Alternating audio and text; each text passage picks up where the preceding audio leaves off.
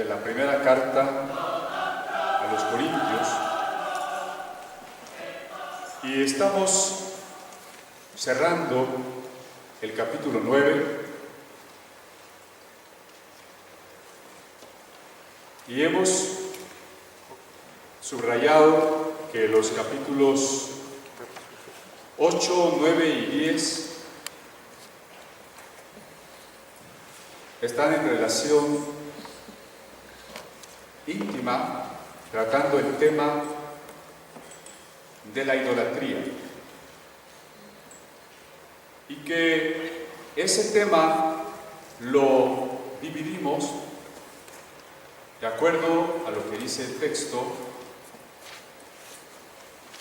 fundamentalmente en 3 puntos. ¿Estoy bien de acuerdo? Tres temas. ¿Recuerdan? Que el ídolo no es nada. Primer asunto. Lo que le quita al cristianismo toda superstición. Y que hemos subrayado, y no me voy a cansar de subrayar porque el cristianismo ha perdido mucho de su unicidad, de su característica muy especial de ser una vida del Espíritu, para convertirse muchas veces en una especie de magia blanca, de acciones y palabras y objetos que nos van a traer el poder, aún la oración misma. Por ahí aparecen en la internet peticiones de que hagan una cadena de oración por la hermana fulana y no rompan la cadena. ¿Qué es eso? ¿No? ¿Qué es romper la cadena? ¿Y qué pasa si se rompe la cadena y Dios necesita una cadena? ¿O qué? ¿No? Entonces hemos dejado en claro que el primer problema es reconocer que el ídolo no es nada. El segundo problema es que debemos de actuar de manera que alcancemos a los demás por amor, de manera paciente, tolerante, haciéndonos débiles a los débiles, en lo que se refiere a darles el mensaje de Cristo. Pero el tercer punto que podemos resumir en huir de la idolatría, y que estamos a punto de entrar en él, porque si por una parte dijimos que el ídolo no es algo, que el ídolo no es más que yeso, más que madera, entonces ¿cuál es el problema de la idolatría? Si el ídolo no es nada, ¿cuál es el problema de la idolatría? Porque podría ser que pues ahí está el muñeco, ¿no? Si no tiene ningún poder, porque no ve, porque no oye, aunque le hayan esculpido o pintado ojos y oídos. El problema está en el corazón nuestro, porque la idolatría es adulterio. Y por eso el hacernos débiles a los débiles es comprenderlos, es no atacarlos, decíamos, es acompañarlos, es amarlos. Pero también dejamos en claro que hay un límite para hacerse débil al débil, y es que nosotros no participemos de su idolatría. ¿Sí queda claro? Y hablábamos de algunos ejemplos, hasta dónde me tengo que hacer débil a los débiles. Hasta dónde para alcanzar a los jóvenes hay que traer la música de los ídolos cantantes del mundo y ahora tener los ídolos cantantes cristianos. Hay que ser amorosos, hay que ser comprensivos, pero no podemos participar, tener comunión con la idolatría. Y para allá vamos. Note usted en el capítulo 9, repasando el verso 22, me he hecho débil a los débiles para ganar a los débiles. A todos me he hecho de todo para que de todos modos salve a algunos.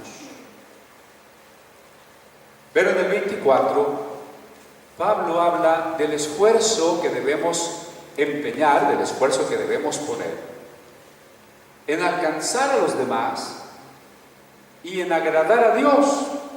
Son ambas cosas, ¿no? Son ambas cosas. Yo no puedo decir que quiero agradar a la gente sin importar qué piense Dios. Pero igualmente es incorrecto decir es que yo agrado a Dios y no me importa qué piense la gente. Hay que agradar a Dios y hay que agradar al prójimo. Porque el mandato es amar a Dios y amar al prójimo. Porque San Juan dice, ¿cómo vas a amar a Dios al que no ves si no amas a tu hermano al que sí ves? En este esfuerzo por agradar a Dios y al prójimo, Pablo dice en el verso 24, ¿no sabéis que los que corren en el estadio, todos a la verdad corren, pero uno solo se lleva el premio? Corred de tal manera que lo obtengáis. Pablo está hablando por una analogía, por un ejemplo, de cuántas cosas se abstienen las personas por alcanzar una meta. Un joven que tiene un examen se abstiene de irse a pasear, de irse a una fiesta, porque quiere estudiar y quiere sacar adelante su carrera, ¿no es cierto? Una señorita, una hermana que se siente gorda, se abstiene de unos ricos pastelitos porque quiere bajar la panza, ¿no? El que participa en una olimpiada se abstiene de muchísimas cosas y se entrena constantemente porque quiere ganarse una medalla o quizás hasta romper un récord. Y entonces Pablo dice, si hay gente que compite en el estadio y se esfuerza de tal manera que quiere el premio, y ese premio, y lo dice en otra de sus cartas, es un premio temporal. Por ejemplo, una corona de laurel. Le dan su corona de laurel. ¿Cuántos días le puede durar fresca la corona de laurel? Y después ya se acaba, ¿no? Se esfuerzan por una corona corruptible y nosotros nos estamos esforzando o tenemos que esforzarnos por consecuencias, por resultados eternos. Eternos. Eso nos hace temblar, ¿no? Es un gran peso decir que lo que hoy hago, lo que hoy digo, lo que hoy deseo, tiene consecuencias eternas. En una primera lectura parecería que Pablo nos está invitando a ser los primeros, ¿no? Corran de tal manera que obtengan el premio, porque solo uno obtiene el premio. Entonces, ¿será que Pablo era de la idea esta de liderazgo, de que tú tienes que ser el mejor, de que tú tienes que ser excelente y tienes que ser el primero? Ese no es el énfasis de Pablo, no es el énfasis en toda la Biblia. Nosotros vivimos en una sociedad meritocrática, eso quiere decir, se premia al que tiene el mérito. Y así funcionan las escuelas, sobre todo las escuelas privadas, copiadas de los Estados Unidos. Tú tienes que ser el mejor de tu grupo, tienes que ser el mejor de tu clase, no importa por encima de quién pases. Y lo mismo se da en las empresas. La gente lucha por ganarse un lugar y hace cualquier cosa por pasar encima del otro, por hacerlo quedar mal, por quitarle lo que tiene, porque estamos en una sociedad de competencia y parece que es una cualidad. Es que hay que ser competitivo. Y eso quiere decir que en esa carrera nosotros vayamos ganando. Nosotros obtengamos más utilidad, obtengamos más ganancia. Pero recuerden ustedes que el mensaje de Cristo es diferente. Cristo no nos invita a ser el primero, sino el servidor. Cristo no nos invita a ser el líder, sino el que se humilla. Cristo no nos invita a ganar, sino a solidarizarnos con el que sufre. Cristo no nos invita a ser grandiosos, sino a tomar la cruz. ¿Verdad que es otro mensaje? Es otro mensaje. No es popular, Yo les aseguro que si hablásemos de liderazgo, estaríamos un poco más llenos, ¿no? Pero como hablamos de la cruz, como hablamos de la humillación, no, eso no es tan popular. Pero entonces lo que Pablo está diciendo aquí, bueno, porque el énfasis no es que tú seas el primero, sino que si alguien se había esforzado por obtener un premio humano, ¿cuánto más tenemos que esforzarnos nosotros para agradar a Dios? Y para hacernos, como diría Jesús en el Sermón de la Montaña, para hacernos tesoros en el cielo. Y lo sigue diciendo Pablo en el 25. Todo aquel que lucha, de todo se abstiene. Ellos a la verdad para recibir una corona corruptible, pero nosotros una incorruptible. Aquí está lo que les mencionaba hace rato, perdón. De todo se abstiene. El que va a competir al día siguiente en un deporte, se desvela la noche anterior, se emborracha, se pasa de peso, se distrae, se va de vacaciones. ¿Qué hace el que va a enfrentar una lucha? Se entrena. Y ese entrenarse es abstenerse, entre otras cosas, de lo que le hace daño. El que lucha, el que compite, el que quiere el premio, se abstiene. A veces presentamos el mensaje del Evangelio como el mensaje de una vida de comodidad. Dios quiere que lo tengas todo, Dios te va a hacer rico, Dios te va a dar todo lo que necesites, en todo vas a ser próspero y exitoso, y Dios te va a guardar de todo mal. ¿No? ¿Han oído eso de que Dios nos va a guardar de todo mal? Y como les decía, hay hasta Biblias de promesas, y las promesas vienen en colores. Como si no se trata más que de, bueno, encuentra tu favorita, ubica el color que más te gusta y es tuyo.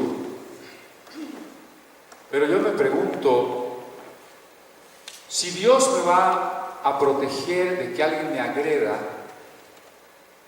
¿cuándo voy a poner la otra mejilla?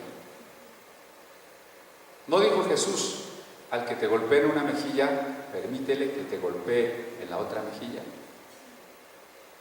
Pero si Dios me protege de que alguien me golpee, pues nunca voy a tener necesidad de poner la otra mejilla. Es incoherente, ¿no? Dios no me va a proteger de que alguien me golpee, porque yo tengo que aprender a perdonar y amar a mi enemigo. Pues yo no tengo enemigos, porque como Dios me cuida, 1000 caerán a mi diestra y 10.000 a mi otra mano, y todos se caen, a mí nadie me toca. Yo no necesito amar a nadie.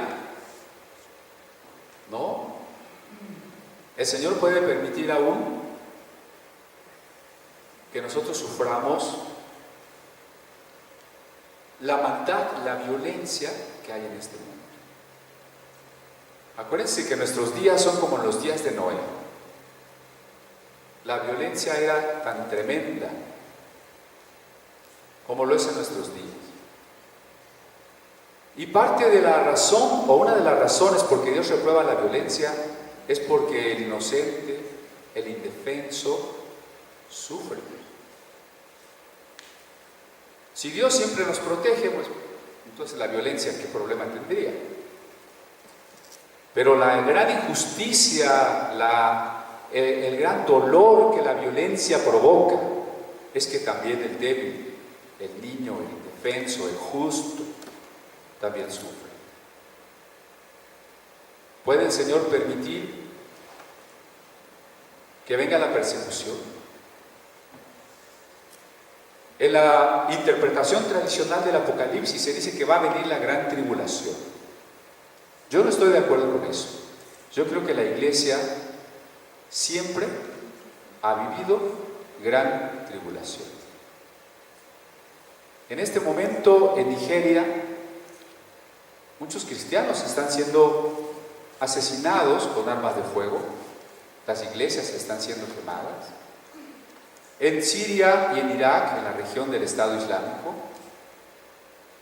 estoy reenviando a mis hermanos en India unas noticias de persecuciones en India. La iglesia está sufriendo en este momento en partes del mundo y en varias regiones de nuestro país. Los problemas que tuvimos esta quincena fueron en Oaxaca. Hermanos expulsados, para variar, que les quitaron sus pertenencias, sus derechos. Y en nuestra capital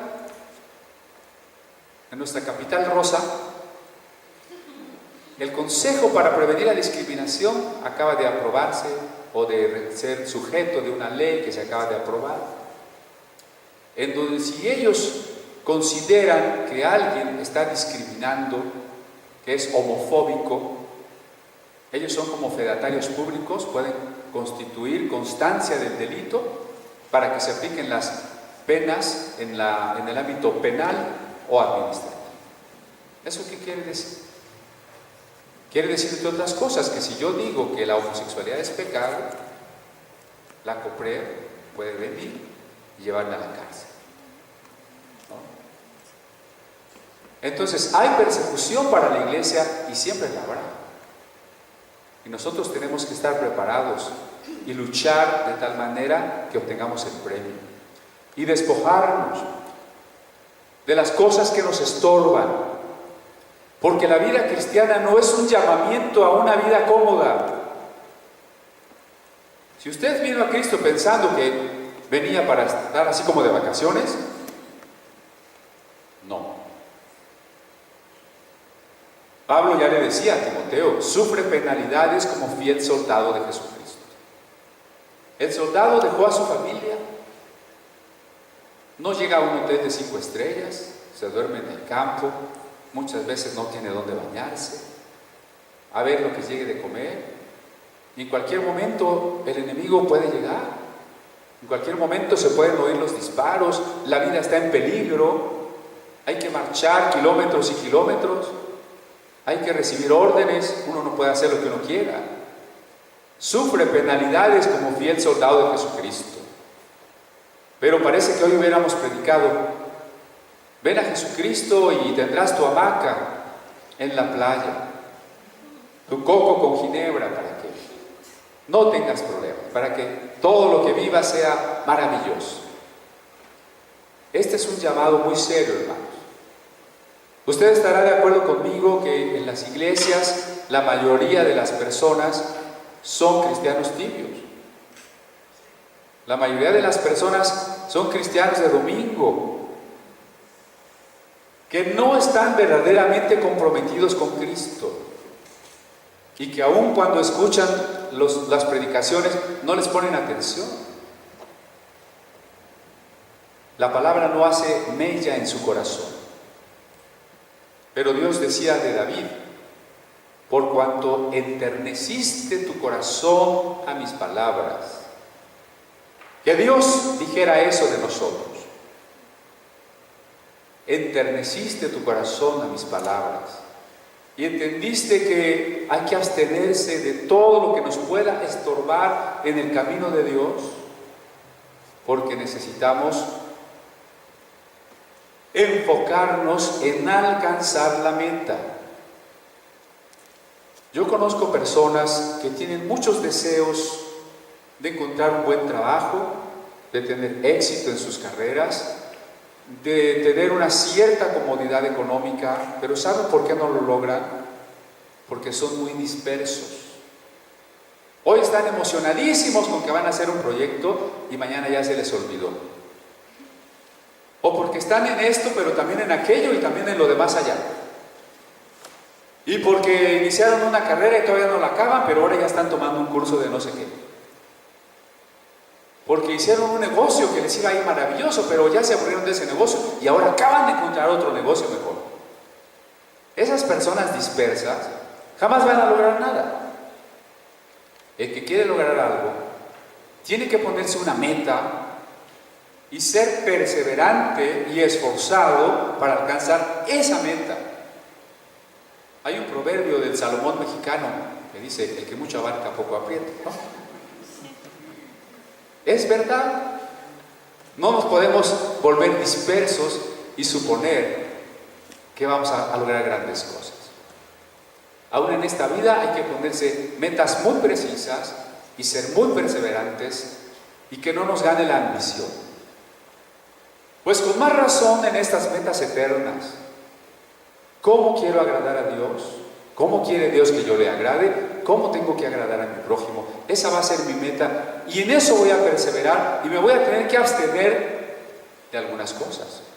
Todos tenemos 24 horas al día. Yo no tengo más horas que usted.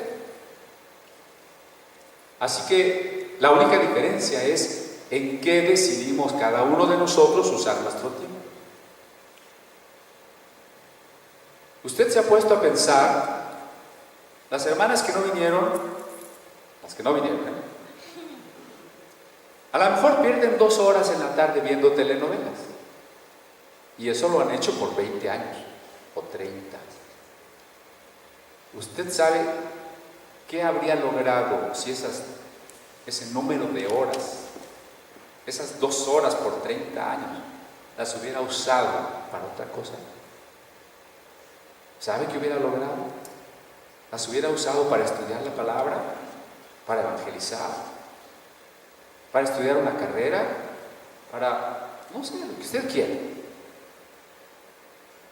Hacemos muchas cosas que nos estorban, muchas cosas que nos hacen perder el tiempo.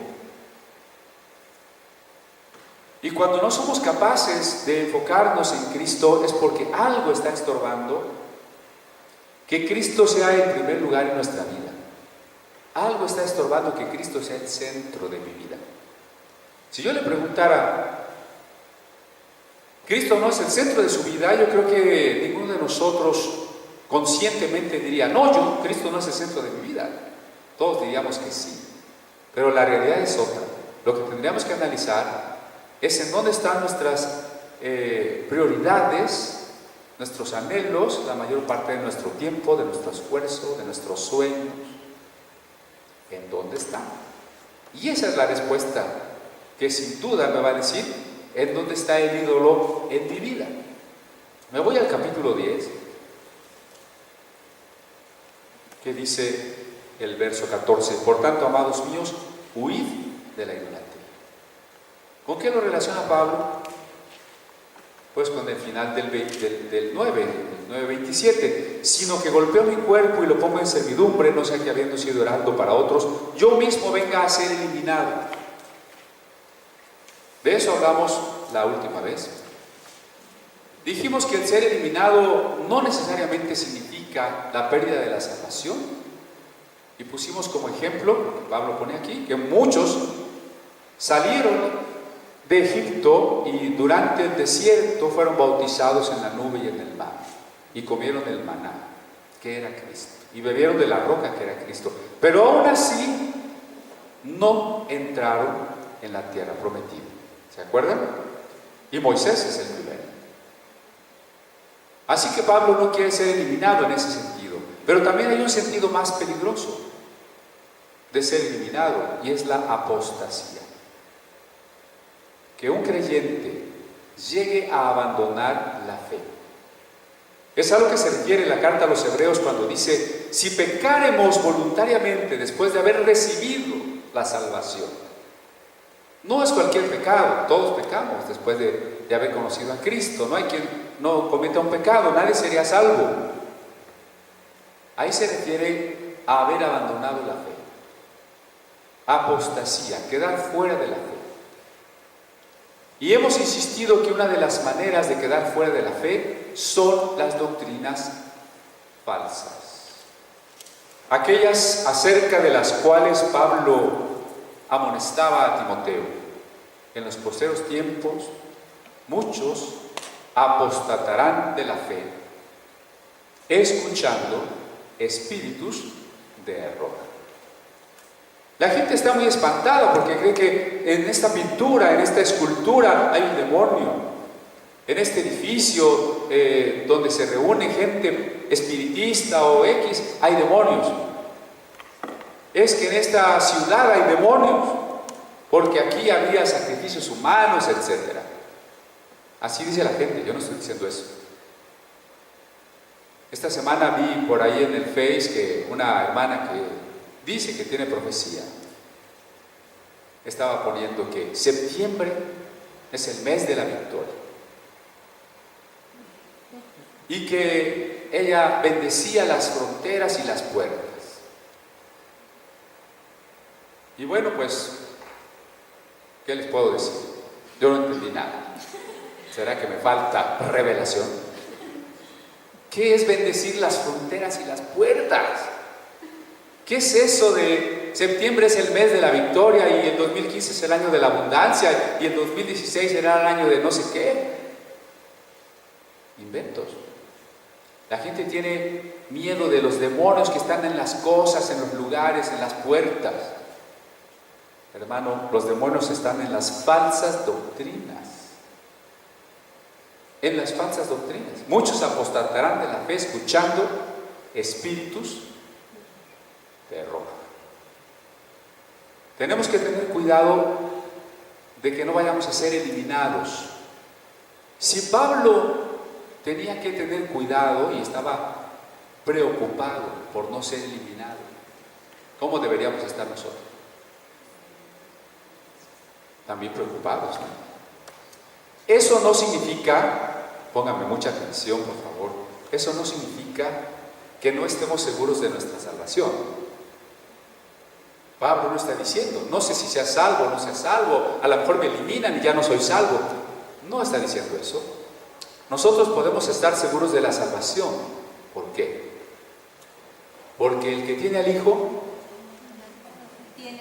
tiene la vida.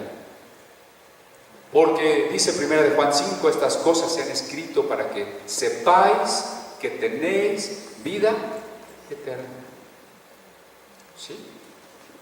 Si alguien aquí tuviera la menor duda de su vida eterna, de su salvación segura en este momento, le voy a invitar para que al final se acerque a platicar. Pero creo que todos los que hemos aceptado a Cristo como Salvador tenemos que tener la certeza de que si muriéramos en este momento, vamos con el Señor. ¿Sí? Entonces, ¿de qué nos vamos a preocupar? De no perder esa fe. ¿Me explico? El problema sería perder esa fe.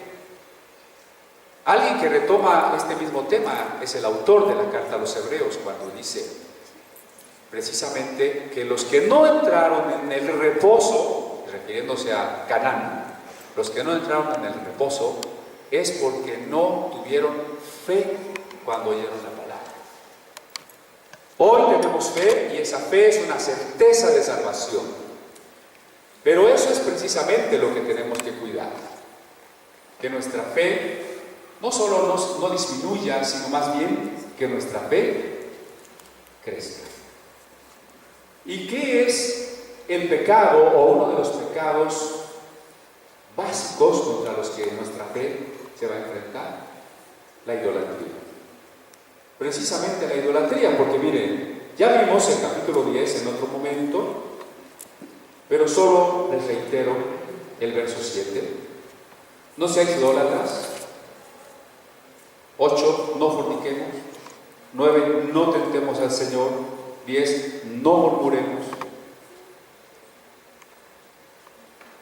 Pecados resultados de la idolatría. Note que está en primer lugar de la lista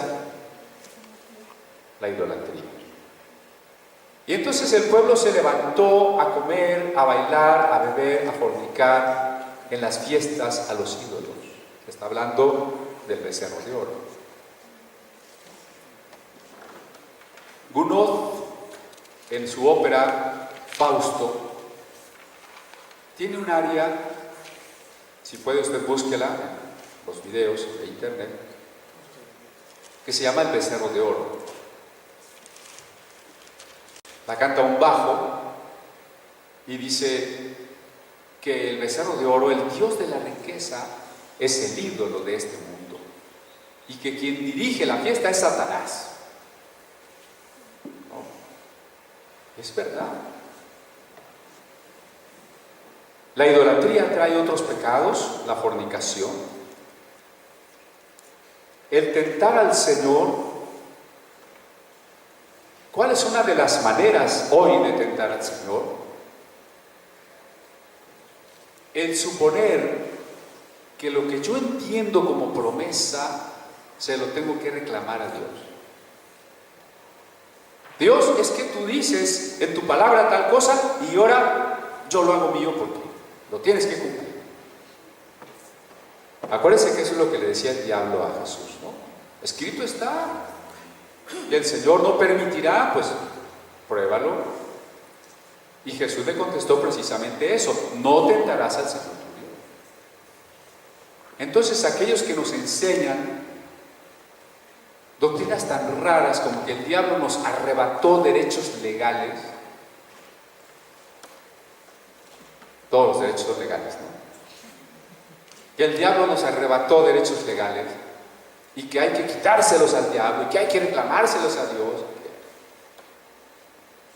Y también está el otro extremo, los hermanos que no creen en los dones del Espíritu Santo, diciendo: si de veras Dios anda a los enfermos, ¿por qué no te vas a un hospital de cancerología y sacas a todo el mundo? Eso raya en la blasfemia y es también una manera de tentar a Dios, porque es no comprender cómo funcionan los dones del Espíritu Santo. No quiere decir que Dios nos sane, pero tampoco el don de sanidad es una ametralladora que voy a un hospital y me sano a todos así como en ráfaga, ¿no? No tentemos a Dios, porque tentar a Dios viene de la raíz de la codicia, de lo que yo quiero que Dios me dé. Es muy diferente cuando yo quebranto y someto mi voluntad a Dios y cuando yo quiero que Dios haga lo que yo quiero. La mayoría de las religiones se tratan de eso: hacer sacrificios, votos, promesas para lograr que los dioses hagan lo que yo necesito. Paren de sufrir. En la lista de los 12 o 13 pastores más millonarios del mundo, de la revista Forbes, el primer lugar lo ocupa Edir Macer, el obispo de la iglesia Paren de Sufrir, que nos enseña a creer que todo lo que queremos Dios nos lo va a dar.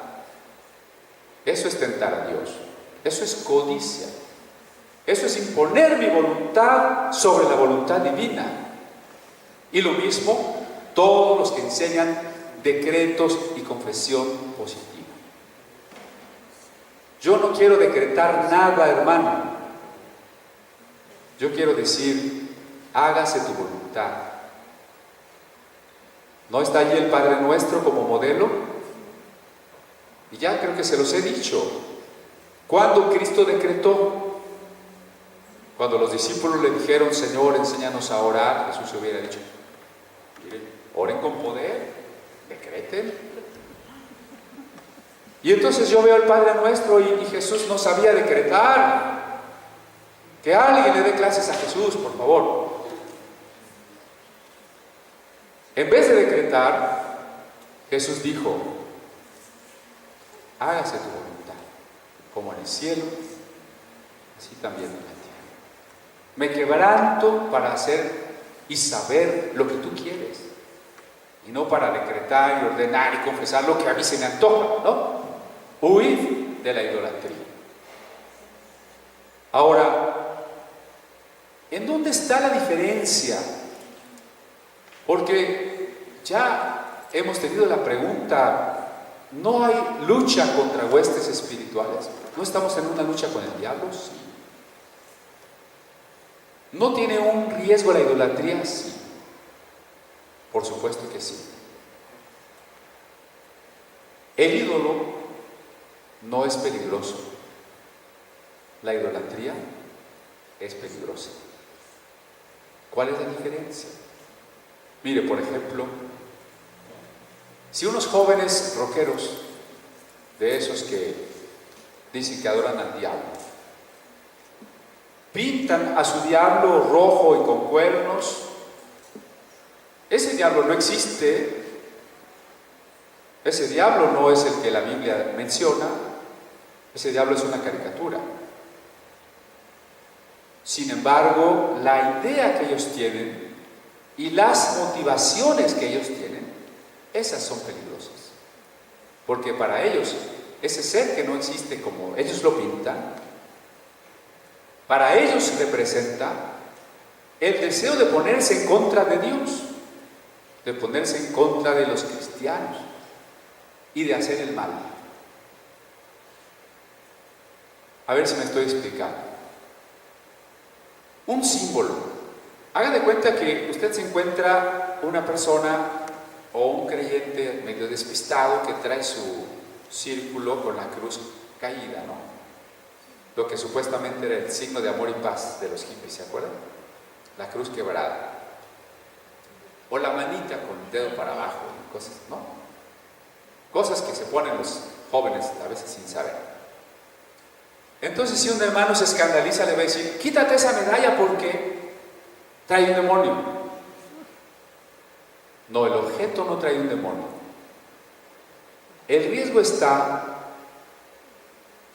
en el poder simbólico de una cosa, pero el poder simbólico pasa por la conciencia. ¿Sí me explico? El arco iris. ¿Tiene algo de malo el arco iris? Pero cuando el arco iris se convierte en el símbolo de la aprobación de la homosexualidad, entonces el símbolo ha pasado por la conciencia. El cristianismo no es magia, no es superstición. Las cosas no funcionan directamente, los objetos directamente no tienen un poder. Hay un poder simbólico, pero el poder simbólico tiene que estar en la mente. Mire, por ejemplo, en las palabras. Hay un proverbio que dice: las palabras del justo son vida. Y de ahí se quieren tomar algunos que hablan de los decretos y dicen: ahí está, dice que si tú hablas palabras de vida, entonces hay que confesar palabras de vida. Y entonces la gente a veces se siente un poco mal, todo está en la mente. No digas que estás mal, tú di que estás bien y vas a estar bien. Eso es atribuirle poder a las palabras. Y eso no es lo que la Biblia dice. Entonces, ¿qué quiere decir que las palabras del justo son vida? Que cuando tú le hablas a otro de Cristo, le estás ayudando, lo estás edificando cuando lo consuelas, cuando lo animas, cuando le demuestras el amor. ¿Cuál es la diferencia? En una es un concepto mágico. Oro que estos tacos se le mueran las amibas y que no me hagan daño. Ese es un concepto mágico. Hermano, no te desanimes en las pruebas. El Señor no te abandona. Esas palabras son vida, pero ahí no hay magia. Ahí hay una conciencia. Las palabras se entienden, pasan por la mente y tienen un efecto, ¿no? Evidentemente las palabras negativas también, pero no en el sentido mágico. O es que estos tacos me van a hacer daño, cancelo, no en ese sentido, no, sino en el sentido de que si yo le digo a mi hijo: ay, hijo, eres un tarado, pues sí, claro que lo lastimo, ¿no? Entonces, son las palabras cuando pasan por la conciencia las que tienen un efecto. De la misma manera la idolatría, los talismanes y los símbolos. Para mí, tal objeto, tal ídolo no significa absolutamente nada, entonces no tiene ningún poder sobre mí. Pero en el momento en que yo creo que ese ídolo me va a cuidar y me va a proteger, entonces la doctrina falsa ya tiene un poder sobre mí. Pero ahí no hay brujería, ¿me estoy explicando? Lo que hay que entender es dónde pueden actuar los demonios. En las ideas de las personas. Creo que de eso ya hemos hablado varias veces. Por eso, lo importante es no tener comunión con la idolatría. Y por ahí empecé. Hay que ser débil con el débil, pero no hay que tener comunión con la idolatría. Y entonces, para contrastar estos dos momentos de la enseñanza, Pablo nos va a decir en el capítulo 8: coman de lo que sea. aunque esté sacrificado a los ídolos, porque el ídolo no es nada, y todo lo que hay en el mundo es creado por Dios. Coman sin preguntar, no tiene ningún problema eso. Sin embargo, en el capítulo 10 nos va a poner la otra parte, y la otra parte es la siguiente, versículo 15: como sensatos os hablo, juzgad vosotros lo que digo. La copa de bendición que bendecimos no es la comunión de la sangre de Cristo. El pan que partimos no es la comunión del cuerpo de Cristo. De repente, ya les he dicho, parece que Pablo ya se cambió de tema. Como si estábamos hablando de la idolatría, de repente ya estamos hablando de la Santa Cena, que no son cosas muy ajenas. No, Pablo nos habla de la Santa Cena para mostrarnos que el acto de la comunión es un símbolo que fortalece la comunión. Y que de la misma manera que comer juntos la Cena del Señor es una comunión con Él, comer la comida ritual con los que adoran los ídolos, la comida ritual, no si te da la mitad de su torta, no, sino la comida ritual, ¿no?, es tener comunión con las creencias de esas personas y por tanto con los demonios que las están engañando. Vamos más despacio. Primero, la Santa Cena no es un asunto mágico. Y creo que a veces, sutilmente por allí, comienza la desviación del cristianismo hacia una religión más parecida a la magia. Estoy hablando de iglesias cristianas, evangélicas, ya ni siquiera estoy ahorita hablando del asunto del concepto católico de la Santa Cena, de la Eucaristía, sino iglesias evangélicas. Ustedes han quizá visto que hay iglesias donde se va a celebrar la Cena del Señor una vez al mes, ¿no? Yo estoy pensando si mejor hacemos la Cena del Señor en las células, porque por lo pronto ya está funcionando célula en casa de Víctor, en casa de Flaviano, a lo mejor ahí hay que hacer la Santa Cena, ¿no? Hay iglesias que la hacen cada año, hay una iglesia que hace la cena cada año y en vez de comprar el pan como nosotros lo compramos en las tiendas judías, el pan sin levadura, ellos lo hacen. Entonces yo le dije a un pastor, enséñanos a hacer el pan o consíganos un poco de pan para ver cómo es. Bueno, lo tuvo que sacar de contrabando, ¿eh? No le querían, ni a él que es pastor, le querían dar un pedacito de pan para llevárselo. Es como algo muy santo, ¿no? Efectivamente tiene la copita de vino y el pan, tienen algo especial. Cuando yo me lo como, por el hecho de comerme esos elementos bendecidos, me van a sanar. Por tomarme esa copa bendecida, la sangre de Cristo me va a dar beneficios. Hay una profetisa que escribió todo un libro de los beneficios del vino en la Santa Cena. ¿Tiene un poder especial este pan? Como en la película del Padre Amaro, ¿no? La señora que se roba el pedacito de hostia para llevársela a su gato, ¿no? ¿Tiene un poder especial? No. ¿En qué radica o cuál es la utilidad de la Santa Cena? Porque si el pan y el vino no tienen ningún poder especial, pues esto ¿para qué lo hacemos, no? Ya no lo hagamos. O hagámoslo así, como algo que no importa, algo trivial. No, el punto no es ese. El pan y el vino son pan y vino nada más. Pero el acto tiene un poder, el acto. ¿Por qué?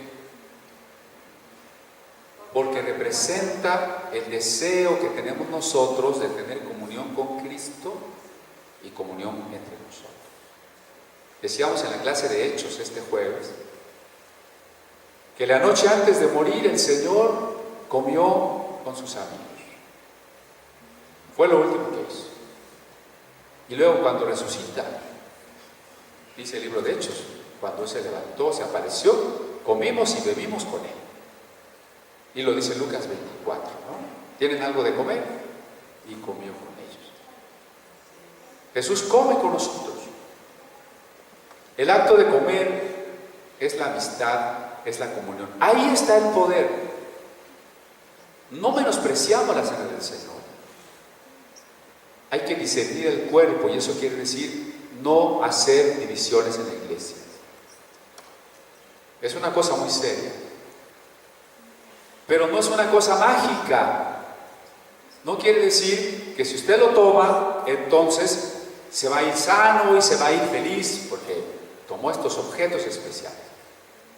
En muchas iglesias no se invita a la gente a participar de la cena, más bien se conmina a tener tanto cuidado, porque si no estás tan en santidad, el Señor te va a castigar, y entonces mejor, pues nadie la toma. Como les dije alguna vez, nomás la viejita que ya no puede pecar es la única que viene y la toma. No, el Señor no nos está diciendo que nadie la tome, porque usted no se va a ir maravillosamente bien porque la tomó, porque esto no es más que un símbolo de una verdad más profunda, y esa verdad más profunda es que Cristo vive en usted. Cristo no entra en usted cuando usted se come el pan. Cristo vive en usted desde que usted creyó. Es muy diferente, ¿no? Esta comida me recuerda a mi comunión con Cristo, pero Cristo ya vive en mí, y esa es una verdad más profunda. Este es un símbolo.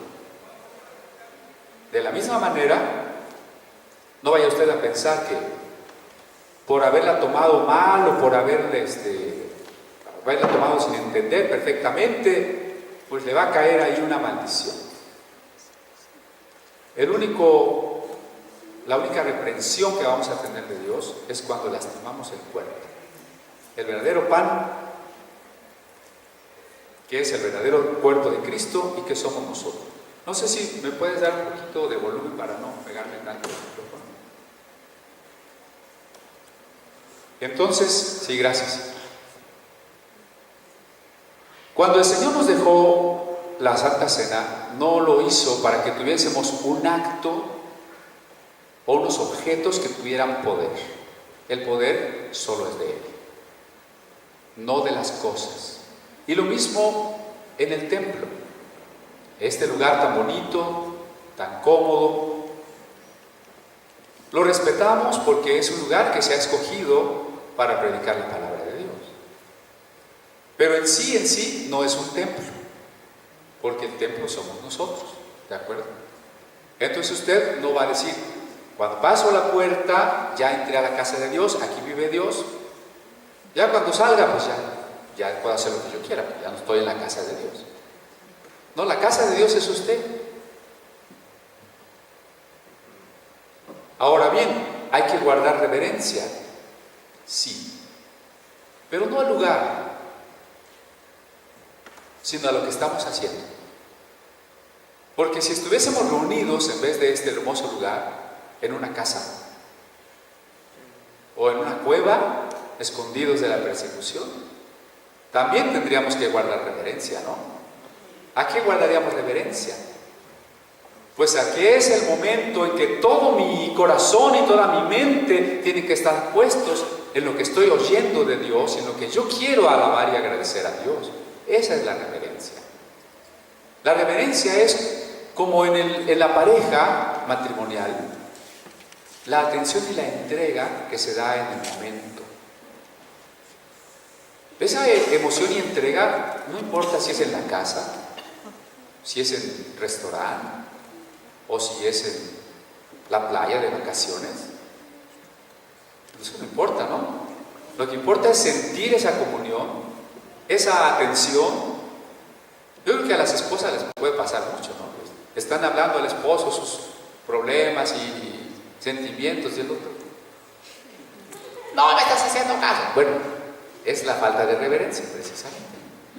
Cuando nuestra mente, nuestro corazón no está con la persona amada, entonces no es el lugar, pero es lo que estamos haciendo. Porque el lugar no es mágico, la Santa Cena no es mágica, el bautismo no es mágico. Hay quien piensa que porque ya se bautizó, ya bautizó a alguien o a su bebé, pues ya está, se va a ir al cielo, ¿no? No hay magia. El bautismo es un acto que se tiene que decidir conscientemente. Y su poder está no en el agua, no en que el agua perdone o limpie pecados. El poder del bautismo está en que me afirme, me fortalezca la conciencia de lo que estoy decidiendo. Nada más. ¿Notan ustedes la diferencia entre la magia y el poder del objeto y lo que es espiritual que pasa por la conciencia? ¿No? Un concepto mágico del bautismo es el que tenían unos hermanos que decían: nosotros no bautizamos en alberca porque el que se bautiza en segundo lugar se le pegan los primeros pecados del que estaba bautizado primero. Ese es un concepto mágico. En la alberca no se queda ningún pecado. El agua no quita ningún pecado. Los pecados no son cosas. Y mucho menos cosas que algo físico pueda quitarnos. El bautismo tiene el poder en la conciencia que se compromete a seguir a Cristo. Ahí está su poder. Bueno, lo mismo, todo esto lo expliqué para los ídolos, ¿no? El pan que partimos es la comunión con el cuerpo de Cristo. La copa que bendecimos es la comunión con la sangre de Cristo. ¿Qué quiere decir comunión en este caso? Que creemos, que estamos de acuerdo, que nuestra vida se rige por el sacrificio de Cristo, porque Cristo es el centro de nuestra vida. Eso quiere decir la comunión. Sigamos leyendo. Siendo uno solo el pan, nosotros con ser muchos somos un cuerpo, pues todos participamos de aquel mismo pan. No voy a hablar mucho de la Cena del Señor, porque en el capítulo 11 el tema es más detallado respecto a la Cena del Señor. Pero Pablo dice que hay un solo pan. Este pan ya lo partimos. De hecho, bíblicamente la Santa Cena se llama en el libro de Hechos el partimiento o la fracción del pan. La fracción del pan. ¿Cuántos granitos de trigo creen que hay en este pedacito?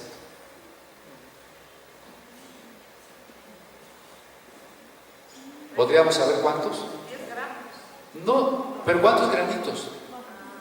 No podemos saber cuántos granitos porque ya se fundieron. Aunque yo hiciera este pan migajitas para separar los granitos como estaban al principio, ya no voy a poder. Por eso dice Pablo, nosotros siendo muchos somos un cuerpo. Ahora somos uno, ¿no? Ya no estamos partidos, ya no estamos separados, ya no estamos peleados. Así que si a alguien le cae mal, hermano, pues olvídese ya de eso, ¿no? Póngase a cuentas con su hermano, porque somos un pan, somos un cuerpo. Pero en contraste, mirad a Israel según la carne. Los que comen de los sacrificios no son partícipes del altar. Así como en la Cena del Señor, en el culto arónico también había ritos. Pero hay que tener cuidado para no pensar también que esos ritos eran mágicos. O sea, matar un cordero en el templo, en el altar del templo, ¿realmente limpiaba los pecados? Se me quedan bien. La carta a los Hebreos deja muy claro que no. Sacrificios que no pueden limpiar los pecados, dice. Esos sacrificios eran símbolos del que había de venir, el Cordero de Dios que quita el pecado del mundo. Fíjense el título, qué título más único e impactante. el Cordero que quita el pecado del mundo. Los sacrificios arónicos no quitan verdaderamente los pecados. Cristo es el que nos ha traído la manifestación del perdón de Dios, incondicional, para el mundo, para todos. Entonces, ese sacrificio no era mágico. Cuando se confesaban los pecados sobre la cabeza del animalito, no es que de manera física y literal los pecados, como si fueran cosas, se pasaran así por mis manos a la cabeza del borreguito. Es un símbolo. Y los que comen de lo sacrificado en el altar participan del altar. ¿Y qué representa el altar? Santidad. Y recuerde qué cosa es santidad. Santidad es que somos propiedad de Dios. Algo santo es algo que hemos apartado para un uso especial. Ser santificados quiere decir que Dios nos ha apartado para Él solamente. Ser su propiedad, estar apartados por Él. Ahora, por analogía, vamos a ver el problema del ídolo.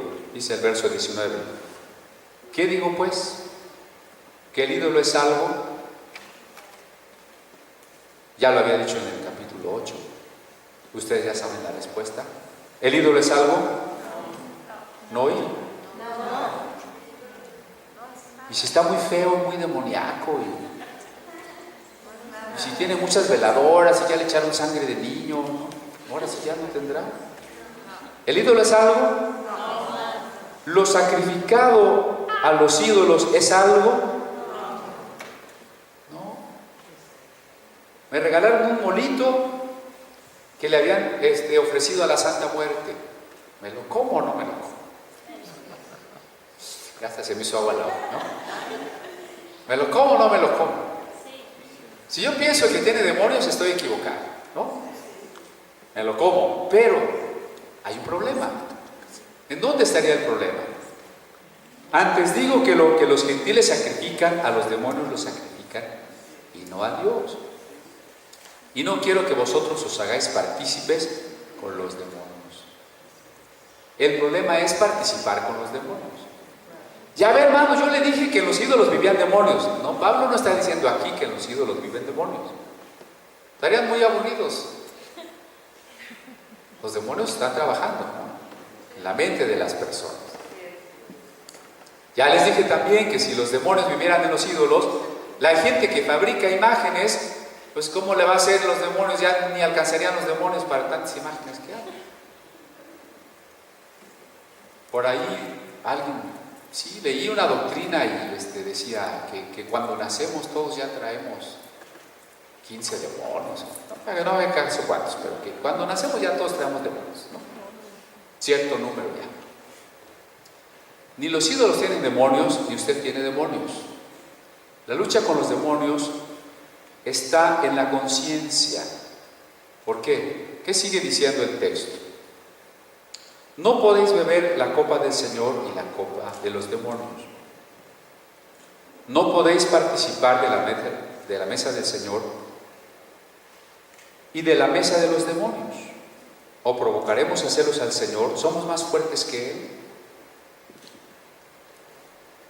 Así como la Santa Cena no es que Cristo volvió a ser sacrificado, así como la Santa Cena no es que el pan se convirtió en un objeto mágico, sino que el participar de la misma fe y del mismo acto nos da comunión.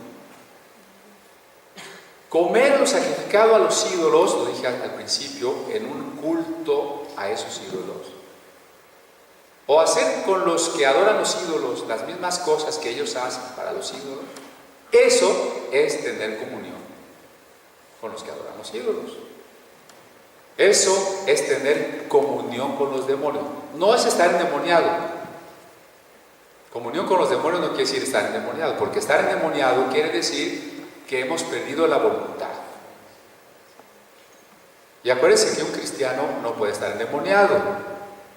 Si hay temas de los que no se acuerda, pues tienen que ver los videos anteriores, ¿no? El cristiano no puede estar endemoniado. Tener comunión con los demonios es dejarse influir por ellos.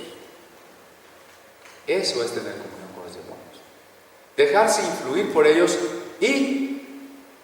o influir a los que adoran ídolos, haciéndoles sentir nuestra aprobación.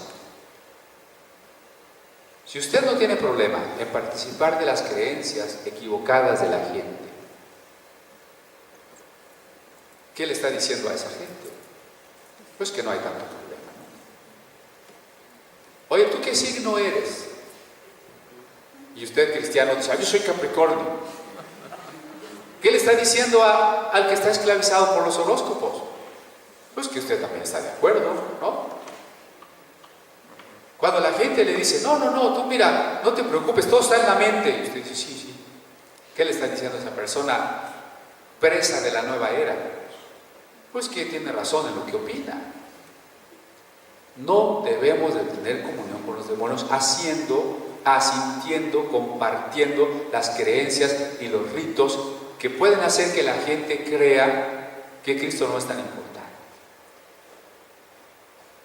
Y mucho menos compaginar con doctrinas y enseñanzas que vayan minando nuestra fe y que nos pongan en el riesgo de que un día hayamos apostatado de la fe.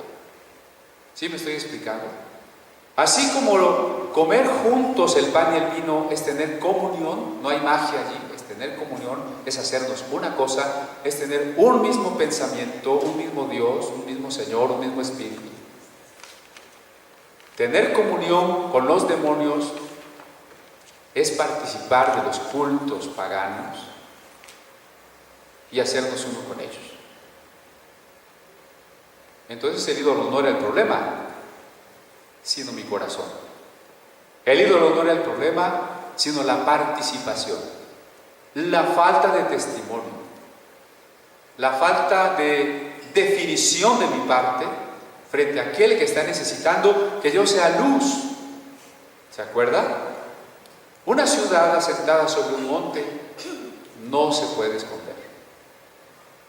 Ni se enciende una lámpara y se pone debajo de un almud, de una caja.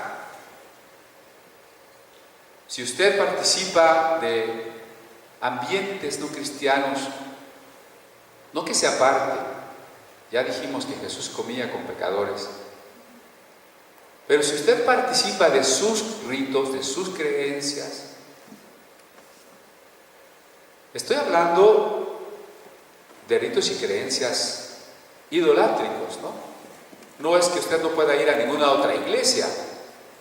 No, es que yo no entro a una iglesia que sea de otra porque entonces se me mete un chamuco. No. Eso no enseñamos aquí. No participe, sea luz. No trate de esconder que usted es un candelero. El candelero se pone en lo alto de la casa, dice Jesús, para que alumbre a todos los que están en la casa. Entonces, con esto el apóstol Pablo se va acercando a cerrar el tema. Por ejemplo, en el verso 28. Si alguien os dijere: esto fue sacrificado a los ídolos, no lo comáis, por causa de aquel que lo declaró y por motivos de conciencia.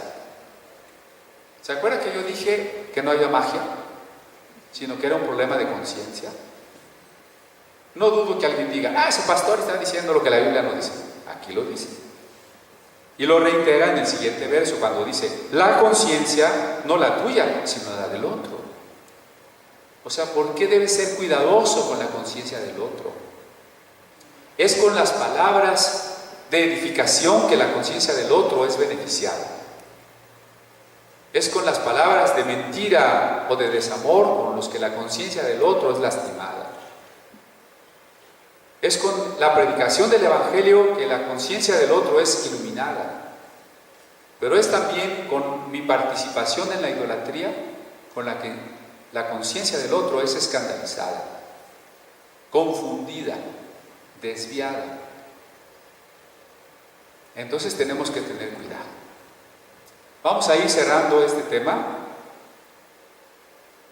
Porque la última parte del verso 10 ya lo habíamos visto, ¿no? Si comemos, bebemos, hacemos cualquier cosa, lo hacemos para la gloria de Dios, procurando agradar a todos. Entonces fueron 3 aclaraciones con respecto a la idolatría.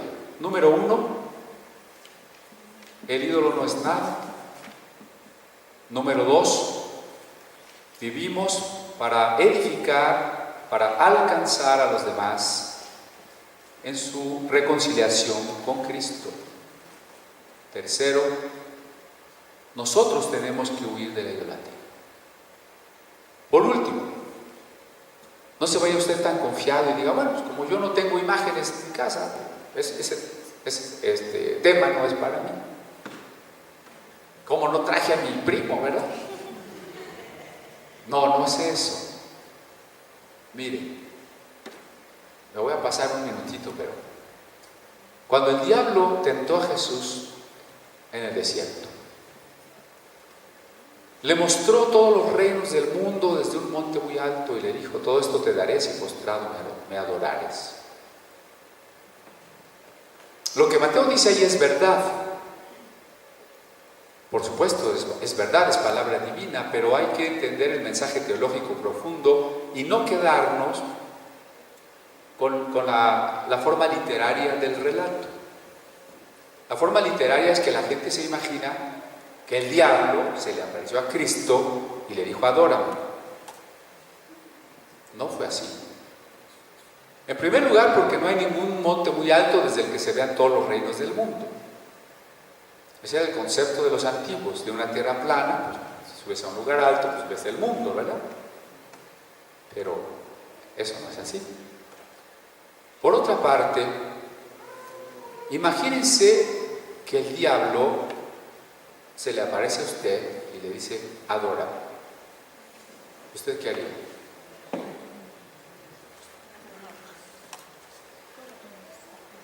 ¿Sí lo adoraría? ¿Verdad que no? Y yo soy pecador, ¿no? Si el diablo se le aparece a Jesús, le dice, soy el diablo, adórame, ¿esa tentación sería eficaz? Por supuesto que no. Entonces, ¿qué es lo que estaba pasando realmente? ¿En qué consistió la tentación? Cuando yo veo la violencia que hay en el mundo, digo, ¿quién tuviera el poder de poner un límite a la corrupción, de quitar el mal gobierno, de castigar a los rateros, de condenar a los asesinos, de distribuir la riqueza conforme a las necesidades de la gente, ¿o no? Y entonces, en la madrugada, ¿no?, que estaba yo diciendo que por qué no tenemos el poder de hacer eso. Ojalá tuviéramos el poder de hacer eso. Me vino a la mente precisamente esta tercera tentación de Jesús. Y dije, si Jesús hubiera querido, Él se hubiera tenido el poder, ¿o no? Si Jesús hubiera querido, hubiera dicho, a ver, vamos a poner en orden a los romanos. Ahora sí vamos a castigar a todos los malos, vamos a poner el mundo en orden, vamos a repartir la riqueza, vamos a castigar, vamos a poner un gobierno justo. ¿Eso era algo malo o era algo bueno? Y entonces empecé a pensar que la tentación de Jesús, que tuvo Jesús, era muy grande.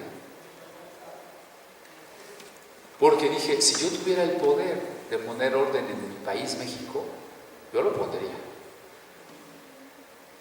Y Jesús tenía ese poder y el diablo le estaba diciendo que pusiera orden. Que allí estaban los reinos del mundo. Y Jesús pudo haber escogido ese camino. Sí, es cierto, bueno, vamos a gobernar el mundo, ¿no? A fin vine para ser rey. Y entonces, si Jesús hubiese tomado el camino de la imposición del reino, gobernando a los hombres desde fuera, sin transformar sus corazones,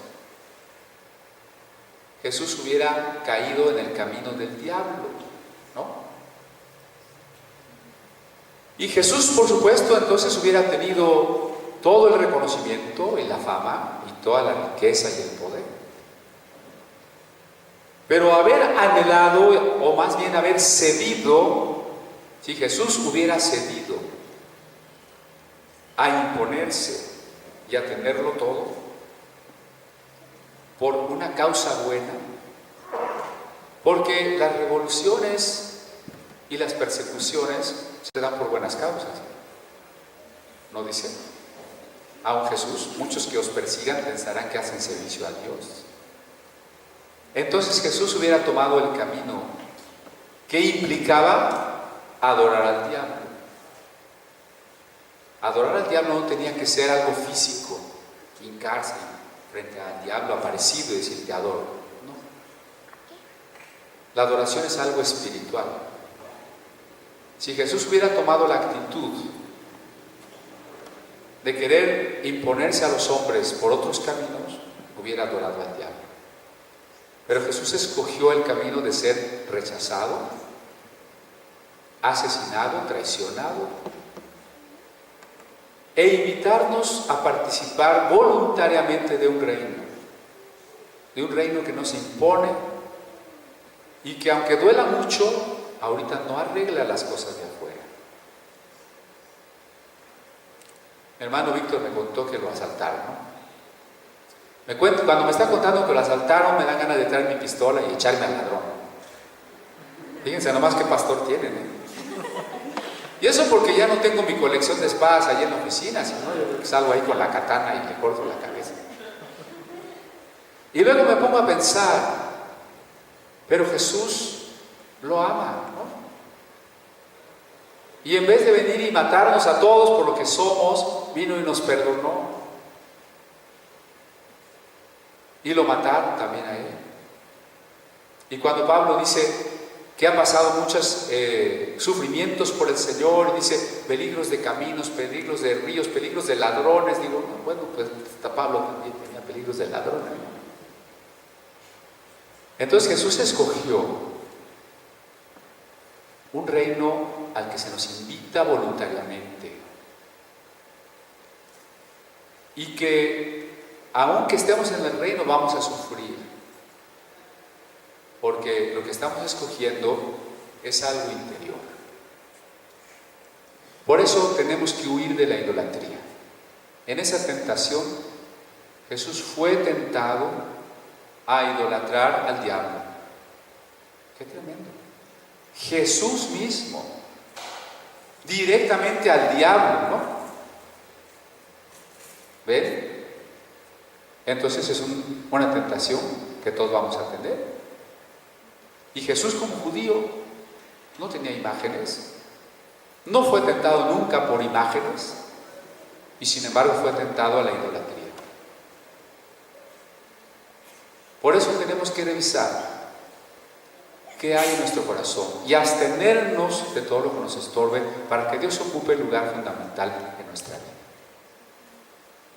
Vamos a dejar aquí nuestro estudio y yo creo que vamos a ir pasando más adelante el próximo domingo al capítulo